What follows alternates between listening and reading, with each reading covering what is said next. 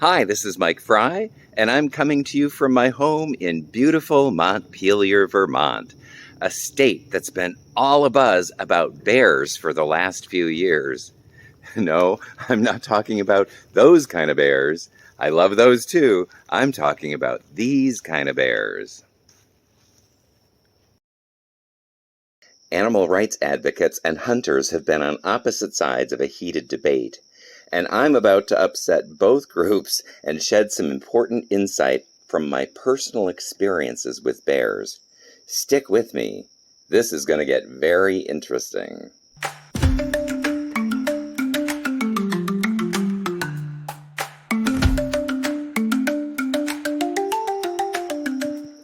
To be clear, black bears are one of my favorite species of non-human animal that I've had the opportunity to experience up close and personal in multiple settings.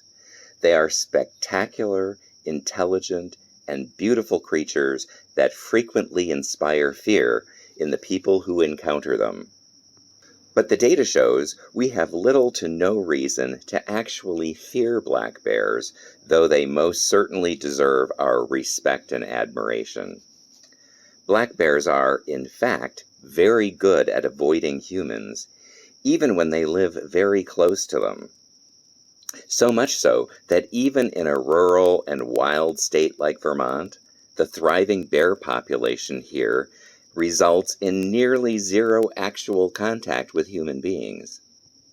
This graph, provided by Protect Our Wildlife Vermont of data obtained by the Vermont Fish and Wildlife Department, clearly shows that out of just more than 500 bear encounters by people in 2021, 517 of those were categorized as, quote, bear seen, no incident, end quote. Nearly all of the other categories were descriptions like, quote, bear in garden, end quote, or bear eating apples, end quote. The most common of these categories, unsurprisingly, was bear at garbage.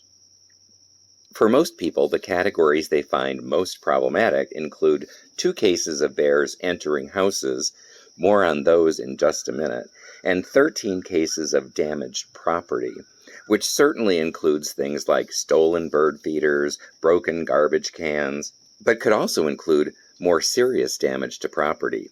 The data doesn't really say, so we just don't know. It has to be emphasized, though, that out of these more than 500 so-called bear encounters, only 13 of them included any kind of property damage at all. In other words, with thousands of black bears living in close proximity to more than 600,000 humans, there are, year after year, virtually no real actual problems the bears have caused. The data also clearly shows that when problematic encounters do occur, it's almost always the people who created the problem. Like, for example, this viral video spread around almost everywhere by the Vermont Fish and Wildlife Department, showing a bear caught on security camera entering an outbuilding of a home.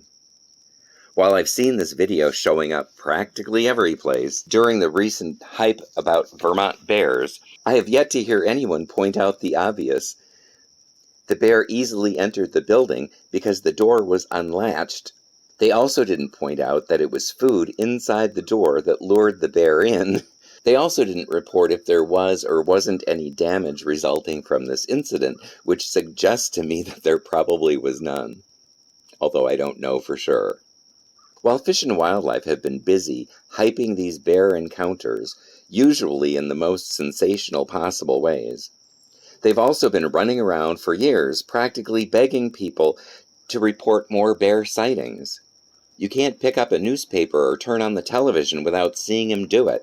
They say things like people need to protect themselves from bears, and that if they report bear sightings, Fish and Wildlife will help keep them safe. I guess that's all well and good, and maybe well intended.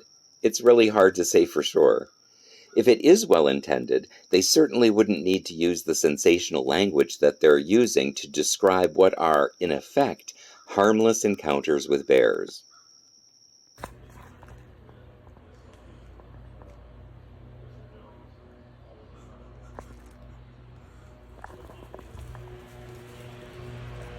Hey! Bears! Get off the hammock. But the problem is worse than that, because while hyping up bear encounters and using a constant drumbeat of practically begging people to call whenever they see a bear, they're also using those increased reportings that they themselves are creating in order to insist that there are growing problems with bears. Regardless of whether their intentions are pure or corrupt, they are objectively creating a kind of self-perpetuating circular logic that can only go in one direction. It is not in any way objective or scientifically based. So a rational person would want to ask, why would Vermont Fish and Wildlife want to hype up bear numbers and encounters? One likely answer seems to be that it's because the Vermont Fish and Wildlife Board is comprised entirely of hunters and trappers. And in spite of their overt conflicts of interests, one legislator told me that a few years ago there was an effort to expand the board to include other kinds of people like biologists, ecologists, and animal advocates. The effort to include these more objective wildlife stakeholders on the board was met by fierce resistance. I wonder why. Well, part of the answer can be found in some emails obtained through Freedom of Information Act requests between people in the Fish and Wildlife Department, in which they admit in writing that they have no real scientific data about the carrying capacity of bears in Vermont. To be blunt, they don't even really know how many there actually are here and how many there should be. But a very well-connected hunter, who is also a former Fish and Wildlife Board chair, has petitioned the current board to double the allowed take of bears each year from 1 to 2 per hunter. They've also requested the extension of the, quote, hunting season well into December, during bears' denning season. I'll explain why I put hunting in air quotes in just a minute. Before I get into explaining how devastating these proposed changes could be to bears, I first need to tell you about some of my personal experiences with wild bears. I first experienced wild black bears in the mid-1970s when I was privileged to participate in groups that visited bear dens in the middle of the Superior National Forest in northern Minnesota.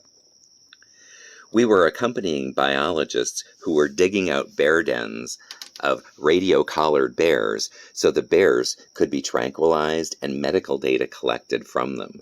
Blood samples, skin scrapings would be taken, the bears would be weighed, and then their collars would be replaced with new ones. They would then be tucked back into their dens, the dens carefully restored to their original condition, and they would be left to finish their hibernation in peace. The first den I visited contained a mother and 3 cubs. The second held a mom and 2 cubs. It was also very clear from these experiences that mother bears slept through at least 2 winters with each set of cubs because young bears are dependent on their mothers for such long periods of time. Extreme care needed to be taken doing this research because disturbing bears' hibernation, which I have to say isn't really hibernation, it's a torpor, but the details of that are probably better left for another video on another day. People generally call it hibernation, so I will just say that disturbing a bear during hibernation is often fatal. So we needed to be fastidious about doing this work. I also worked with black bear when I served as the rehabilitation manager at the Howell Wildlife Center in Seattle, Washington, where my favorite patient was a male wild black bear that came to us emaciated, dehydrated, and with a severe case of mange. After a long recovery, he was eventually released with a radio collar before being killed by a hunter, in spite of the fact that he was wearing bright ear tags and a radio collar. With those and other experiences with bears and wildlife, I have to say that these proposed changes to bear hunting rules in Vermont are potentially devastating to bears. They're poorly thought out, and their own wording is even contradictory. For example, the rules say it's not allowed to intentionally hunt a mother bear with cubs, as if they're trying to protect mother bears. The killing of the mother bear could result in the killing of 3, 4, maybe 5 bears. The doubling of the possible bear take is a foolish and risky thing to those interested in healthy bear populations. But that's nowhere near as problematic as it would be to extend hunting into the hibernation season.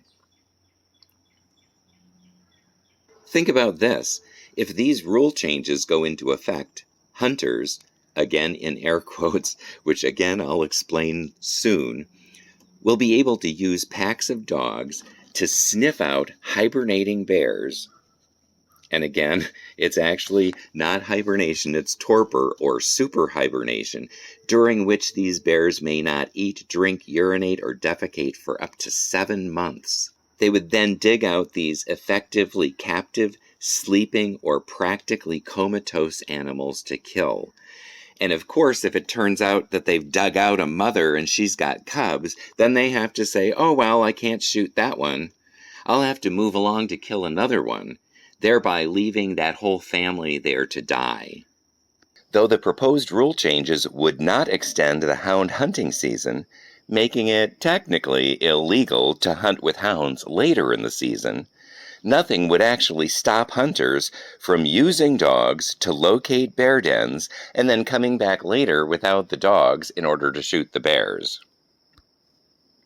At this point, do I even have to say that finding sleeping bears, no matter how you found them, so that you can shoot their torpid, nearly lifeless bodies, isn't exactly my definition of hunting? At its very best, it is unsportsmanlike. I could also describe it as cowardly, unmanly, lazy. You decide yourself how you feel about it. Okay, so now that I've angered the Vermont Board of Wildlife, let me take some time to upset the animal rights advocates among us, because I also have to add that I actually have no problem with hunting. I personally am an omnivore. I eat meat. I even eat the meat of species that I adore. Before I moved to Vermont, for example, I kept chickens and loved chickens, but I also like to eat some chicken. Ironically, so do chickens, but that's, again, another video for another day. Some of my absolute favorite species of animals are obligate carnivores that kill and eat other animals, and I don't judge them for it. I also feel very strongly that responsibly and humanely harvesting wild meat from healthy ecosystems is probably far more sustainable and humane than the other ways humans raise and acquire most of their meat. But these proposed rule changes are nothing like rational, sustainable, and humane harvesting of wild meat. And if you look past the non-scientific, overly hyped sensationalism being pushed out by the Vermont Fish and Wildlife Department to what will actually happen if these new rules go into effect, that is abundantly clear. There's one last factor I need to explain. While we have no real information on actual population numbers or carrying capacities in Vermont, I'm willing to concede that bear populations have likely increased in recent years. That's almost certainly because of a series of shorter and warmer winters. Then last year, while it was a bit colder than some of the prior years, there was a really great snowpack. Temperatures and snowpack are the two factors that most affect the survivability of bears through their long winter sleep. All it would take is one really bad winter with a period of bitter cold and little snowpack to wipe out a large chunk of the population. That isn't complicated. It's basic biology and ecology. Setting a responsible harvest limit should not involve setting the number to accommodate the bountiful years. They need to be set to account for the challenging years, even if those challenging years only come once every 5 or 10 years. That is how responsible wildlife management policy works. Sadly, that is not the path Vermont Fish and Wildlife are on as they aggressively push for these changes to the rules. If you agree with me, like and share this video. Contact your Vermont legislators and demand that they get involved. Contact Vermont Fish and Wildlife and express your opinion, and attend the public hearings that are coming up on this topic. And follow Protect Our Wildlife Vermont to stay informed. And thanks for watching.